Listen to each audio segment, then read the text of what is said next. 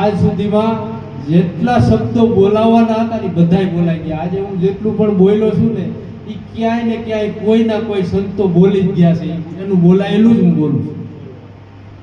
હા, ક્યાંય ને ક્યાંય કોઈ ના કોઈ સંતો બોલેલા જ છે અને હું એનું બોલાયેલું જ બોલું છું. એ શબ્દોની ધારા ફરીને મારી અંદર પ્રગટ આવી અને અહીંથી બોલાવી. તમે બધા સાંભળો. આ શબ્દો આ બ્રહ્માંડની અંદર અજર અમર છે. જે આપણાને આ મોબાઈલ બતાવે કે આપણો કોઈ હગો વાલો અમેરિકામાં હોય અને એનો કોલ આવે તો આપણે અહીંથી બોલીએ હાલો, કોઈ ત્યાંથી બોલે હા હાલો. તો એ અમેરિકા અને આપણા ભારત દેશને 5-7 હજાર કિલોમીટરનું અંતર છે. પ્લેનમાં જાય ને તો 10-12 કલાક થાય. બરાબર છે. હવે આને 10-12 સેકન્ડ તો લાગવી જોઈએ ને શબ્દને પૂગવામાં, પણ નહીં. અહીંયા હાલો કીધું ત્યાં તરત જ સંભળાવું. તો એનો અર્થ એમ છે કે આ શબ્દ અહીંથી છૂટ્યો ને એટલે એક સેકન્ડના અડધા ભાગની અંદર આખા બ્રહ્માંડમાં ફેલાઈ ગયો. શબ્દ છે ને એ અવિનાશી છે. એનો કોઈ દિવસ નાશ ના થાય.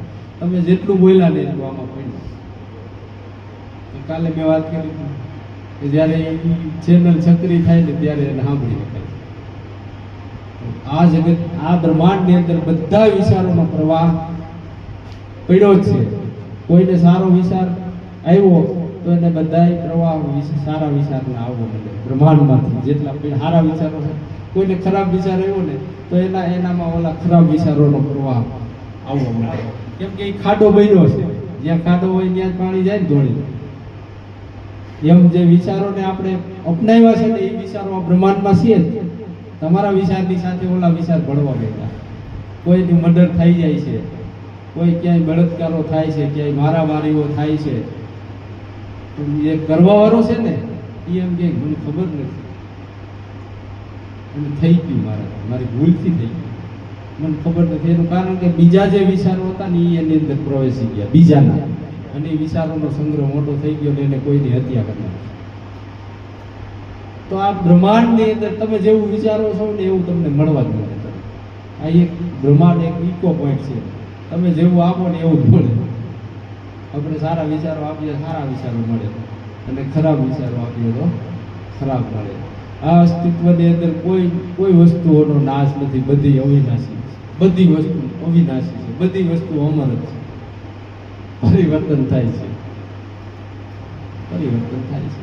અને આ સંસારનો પ્રકૃતિનો નિયમ છે. પરિવર્તન થાય. બીજ થાય, બીજમાંથી વૃક્ષ થાય, વૃક્ષમાંથી ફરીને બીજ થાય, બીજમાંથી ફરીને વૃક્ષ થાય. આ પરિવર્તન છે. પણ એનો નાશ નથી થતો. એનો નાશ નથી થતો. આ બોધ, આ જ્ઞાન આપણા જીવનમાં આવવું જોઈએ. એને જ્ઞાની કહેવાય. જ્ઞાની માટે શીકડા ન ઉતરે.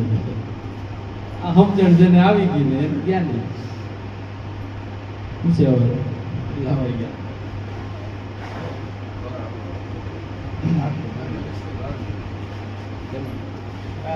ચલાવવાનું છે.